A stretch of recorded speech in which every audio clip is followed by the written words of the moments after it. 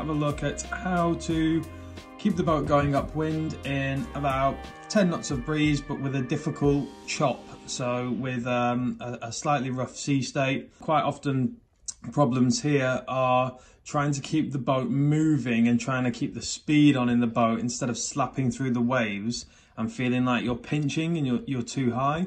One of the key things that we've got to do is to try and get the bow down a little bit. So to try and just bear away a few degrees, or even less than that, from where you think your upwind angle is, just to put you on a more powered up, speedy angle, so then you've got a bit of a range of steering, so you can steer through the chop and you can keep the speed up through the chop as well. If it's breezy-ish like it is here, 10 knots or above 10 knots more, you may need the help from the sail controls to do that. So one big control to help with your range of movement is the Cunningham, but then also you have your Vang and your out tool that you can use to help flatten the sail so you can sail at that more powered up angle. We're going to have a look at three sort of areas really. We're going to have a look at hiking out, so using your body weight to counterbalance the power from the rig.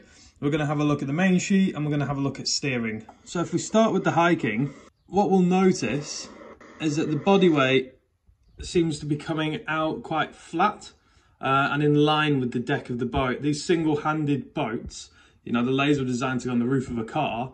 They don't have much righting moment, so you've got to use your body weight as much as possible to help keep the boat flat. In order to do that, the hiking strap is actually quite important. And as a general rule of thumb, just think quite tight on the strap. Try to close the gap between the back of the knee and the deck.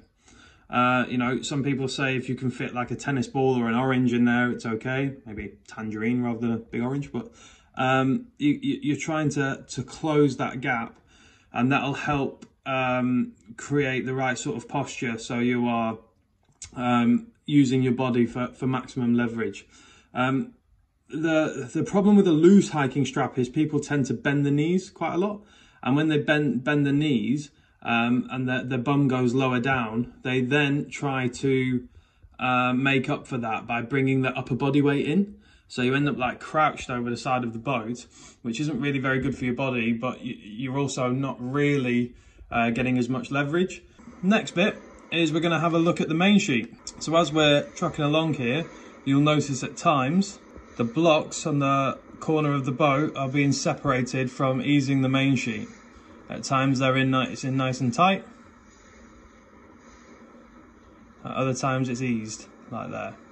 Now this is all to help keep the boat flat. So our body weight is the first thing that we're trying to do to help keep the boat flat, so it's not going between leeward and upright, and losing flow over the foils and going sideways.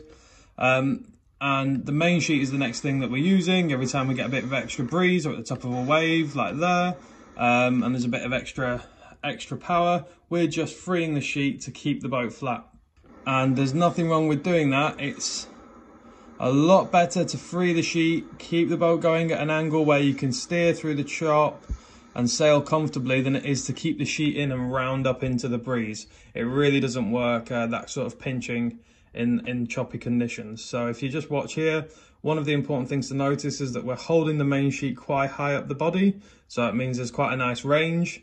And when you ease the sheet, the upper body doesn't have to come in too much, so you're still keeping that leverage from the hiking as well.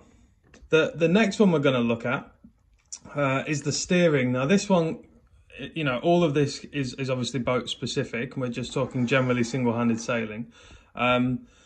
The laser specifically, for the size of the hull, it's got a really small rudder, so you'll notice quite a lot of steering going on at times. However, you might not have to do that if you have a bigger rudder for the length of the hull, or depending on what boat you're in. So that's quite specific. The rudder is being used to help keep the bow connected with the water and help keep a steady flow over the foils and the hull, which will prevent us from slipping sideways and help us go nicely in a straight-ish line. So what happens is, as you push the tiller away, you can lift the bow up, and that can help encourage the bow to climb up to the top of the wave. And then as you pull the tiller towards you, you can put the bow down and help it go back down the other side of the wave and try to prevent too much of a slap.